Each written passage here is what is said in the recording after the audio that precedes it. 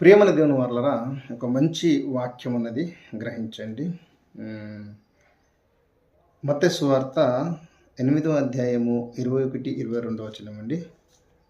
21, 22లో ఇలా చెప్తుంది. శిష్యులలో మరి ఒకడు, ప్రభువా, నేను మొదట వెళ్ళి నా తండ్రిని పాతిపెట్టుటకు నాకు సెలవిమ్మని ఆయనను అడగగా, యేసు అతని చూచి, నన్ను వెంబడించుము, మృతులు తమ మృతులను పాతి పెట్టుకొనిమ్ము అని చెప్తున్నాడు ఇక్కడ.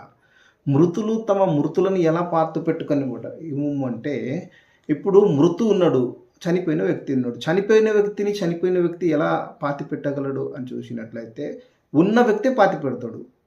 కాబట్టి ఉన్న వ్యక్తిని కూడా చనిపోయిన వ్యక్తి అని ఇక్కడ బైబిల్ యేసుప్రభులు వారు చెప్తున్నారు. కాబట్టి యేసుప్రభును వెంబడించిన వాడే నిత్య జీవం గలవాడు, కాబట్టి నిత్యుడు అనే రీతిగా చెప్తున్నది. అలాగే ఇంకొక వాక్యం కూడా చూద్దాం. యోహాను సువార్త 5వ అధ్యాయం 25వ వచనము ఏం చెప్తున్నదంటే, మృతులు దేవుని కుమారుని శబ్దము వినుగడియా వచ్చుచున్నది, ఇప్పుడే వచ్చి ఉన్నది, దానిని వినువారు జీవింతురని మీతో నిశ్చయముగా చెప్పుచున్నాను అంటున్నాడు ఇక్కడ.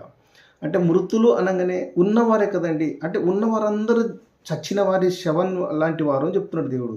మృతులు వినుగడి అంటే ఇప్పుడు నేనున్నాను, నేను మృతుని సంబంధించిన, అంటే నేను దేవుని వాక్యము విని సత్య మార్గంలో నడిస్తే నేను మృతుని కాను, జీవించేవాడిని, నిత్య జీవము పొందుకునేవాడిని అని ఈ 2 వాక్యాలు చెప్తున్నాయి. ప్రియమైన దేవుని వారలారా, మీరు స్టడీ గ్రహించాలని, మీరు మృతులుగా ఉండకుండా సజీవులుగా ఉండాలని, మీరు దేవుని మార్గంలో నడవకుండా మృతులుగా అంటే మనిషిగా ఉన్నాడని మీరు సచ్చిన శవం లాంటి వారు అనే రీతిగా యేసుప్రభువు గారు ఇక్కడ చెప్తున్నారు.